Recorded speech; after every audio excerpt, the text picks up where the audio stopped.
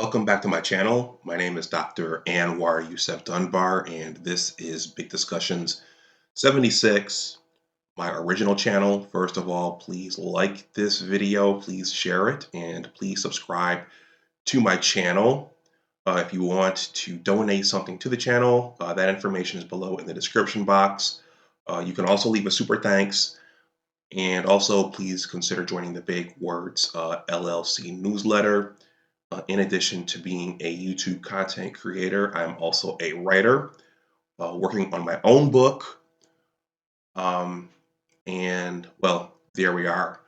Well, everyone, I think this will be one of my last offerings on this channel in 2022. And with me being an aspiring author, I've interviewed several other authors here, but also I want to encourage reading and scholarship, and I want to present a relevant information for the times, if for no other reason than for our general knowledge.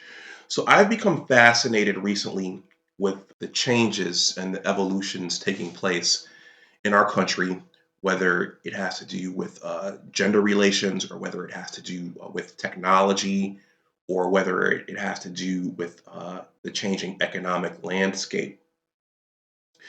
I recently purchased Men Without Work by Nicholas Eberstadt, the post COVID-19 edition. I'm reading through that right now.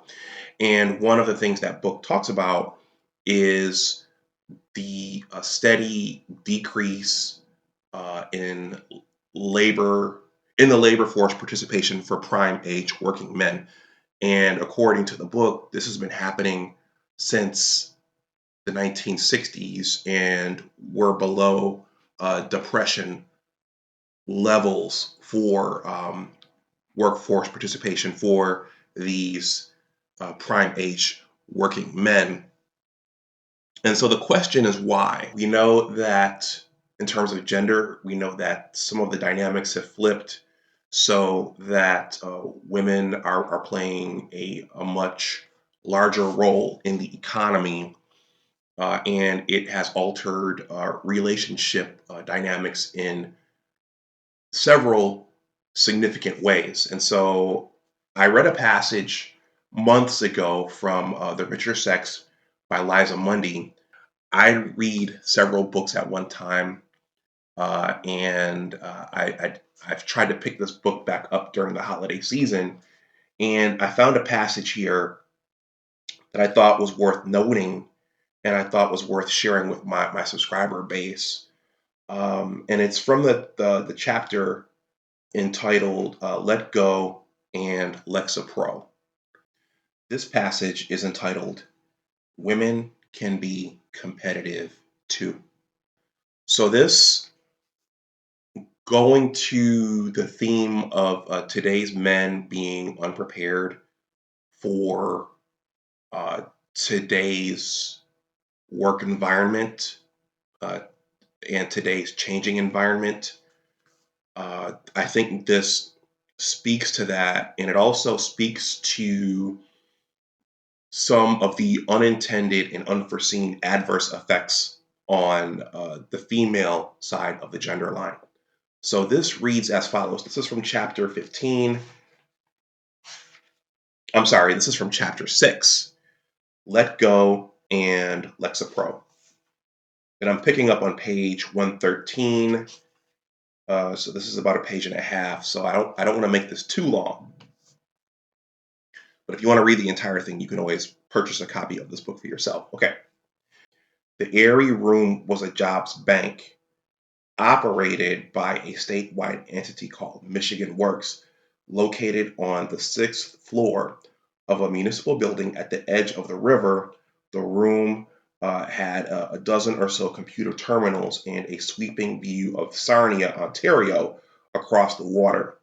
The day I visited, 8 or 10 men were seated at the terminals. The men were unemployed. To qualify for benefits, they had to apply for new jobs, uh, And to apply for jobs, they had to draw up resumes. And to draw up resumes, they had to formulate objectives, thinking up keywords describing a job they would be willing to take. To do that, uh, many had to come to terms with the fact that they did not know how to navigate the nuances of computer programs. They were stymied by having to think up a word narrow enough to describe an actual job, but broad enough to ensure that good jobs didn't get ruled out. The objective is the hardest part, reflected Tammy Schmidt, one of several Michigan Works employees stationed in the room to help men answer the new method of applying for work. In much of industrial America, the old method worked like this. If you were male and your father worked at a plant, the day after you graduated from high school, your dad took you to the plant and you stayed there until you retired. There was no computer, no jobs center, no sending off resumes into the void of the digital hiring universe, nor was there an expectation that women would also be applying.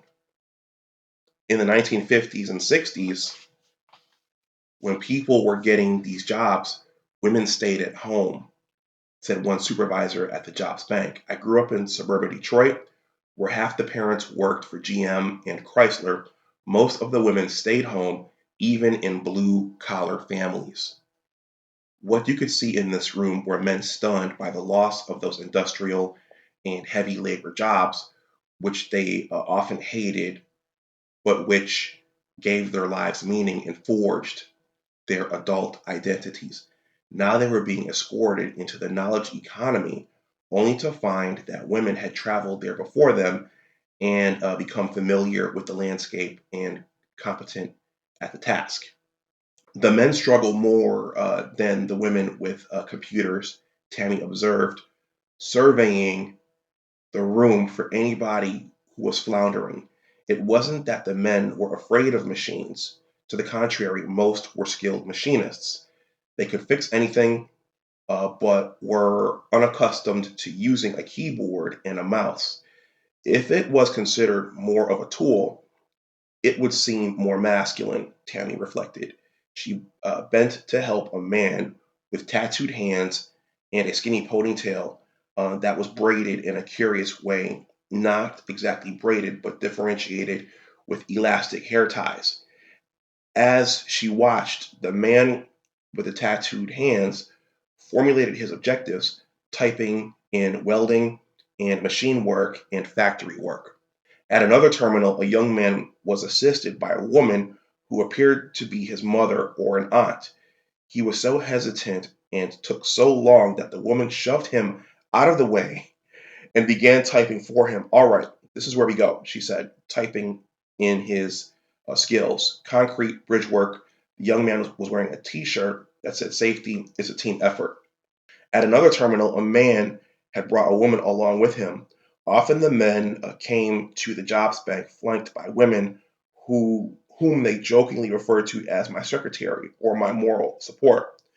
This one looked to be a wife or girlfriend. She did not look very morally supportive. That is exactly what I was showing you, she snapped. Then she too seized the keyboard and started typing. Dan's excavating, she said, typing the name of his last employer. She had reading glasses hanging from a chain, and they swayed from the force of her irritation. They had come in to update his file, and when they rose to leave, she declined to be interviewed. It's for him, the woman said with some disgust, not for me. Nearby, a man was typing his name. His wife had assisted him on an earlier visit and was having a hard time coping alone. I don't understand what's going on here. My wife put it in here and said the man who was exacerbated. The exacerbated man was wearing jeans, a beige polo shirt, and glasses. He had short gray hair. Capital CHAU, he said, then paused, having gotten ahead of the program. At another terminal, a man was typing, slowly with the index finger of his left hand. Tammy Schmidt circulated, offering help and encouragement. Reading glasses perched on top of her short blonde hair, Tammy was wearing a black and white patterned dress she found at Target that looked as sleek and professional as anything at Ann Taylor. Like every woman staffing the room that day, she understood all too well what the men were going through and what their wives and girlfriends were also likely feeling. Her husband, Stephen, had worked in sales for a major industrial machine manufacturer, but lost his job when the company closed its regional branch. Before that, Tammy had been the secondary earner in her marriage. Now she was supporting them both on a salary considerably less than Stephen's had been. For Tammy, the shift brought new stresses and intensified others. She had always been the voice of fiscal reason, the marital partner who nixed exorbitant purchases. Now her role as naysayer was amplified, and she worried about foreclosure. She was not alone in her anxieties. Virtually all the staffers in the computer room that day were women, and all knew what it was like to support a laid off husband. Not far from Tammy was Nancy Martin, whose husband had lost a job in the lumber industry when the housing market collapsed. For years, Nancy had enjoyed poring over blueprints and attending parties to celebrate the opening of vacation home developments he had just been involved in building. Now she was now she had taken a second weekend job at Home Depot to pay his health insurance. Not far from Nancy was Shelley Lukasic, whose husband also worked in the machining field. Like every woman I spoke with, Shelley remembered the exact date her husband got the bad news, April 29th, 2009. Up to then, she had worked 10 or 15 hours a week at Gymboree, a schedule that enabled her to be a stay at home mom for their children. When she was thrown out of work, she went to work full time at the jobs bank. Having him at home did not go well. She ate a lot of burned dinners and resented the fact that she wasn't the one cooking. It was very stressful for both of us, she said. My control wasn't there. Listening to her, another staffer remarked that when her brother in law lost his job, her sister had to go on antidepressants. I told my sister, let go and Lexapro. The coworker remarked, it's not let's go and let God anymore. She got on Lexapro and it seemed to be better. You have to get on something, Shelley reflected. Her husband had been recalled to his old position, which was a good thing, but still didn't mean they could go back to their former arrangement. The economy was too uncertain, so Shelley had kept her full time hours. It wasn't ideal. Still, it was better now than it was when her husband was home and she wasn't. I was jealous, she said, arms crossed, looking out at the computer room. He had my life, and I wanted it back. Well, there was a lot there. I think that this speaks to unintended consequences with our industries and manufacturing going away that impacted families, that altered families, that shifted burdens from men to women, and it helped create more stay-at-home dads or stay-at-home husbands by necessity, and there were adverse effects. I think that this passage also shows that there was a population of men who were used to working in industry and manufacturing, and they had a hard time adjusting to the world of resumes and job banks and more of the white collar space. That stood out to me. What also stood out to me, which is a theme from my book project, is what happens when you don't have the skills. and what happens when you're unprepared for a particular arena or a particular realm of competition. You're not going to do well. You're going to struggle, and you're going to flounder. And those men who had to go into the jobs bank to fill out their resumes and fill out their objectives, they were ill prepared to do that. But what's interesting is also towards the end, they became resentful of their husbands and their spouses or their significant others being able to stay home, and they became resentful of becoming breadwinners. That's the way I interpreted that. So once again, this is a passage from Liza Mundy's The Richer Sex, and this was from chapter 6, Let Go and Lexapro.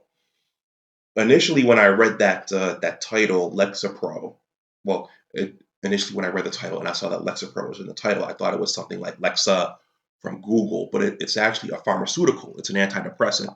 So if you're subbed to my Science and Technology channel, Big Discussions 76, Science and Technology, you'll probably see an offering soon just talking about what Lexapro is. I've heard of the drug, but it seems that its usage increased as these changes in the economy and in gender roles and expectations and responsibilities uh, took place. In any case, let me know what you think in the comments section below.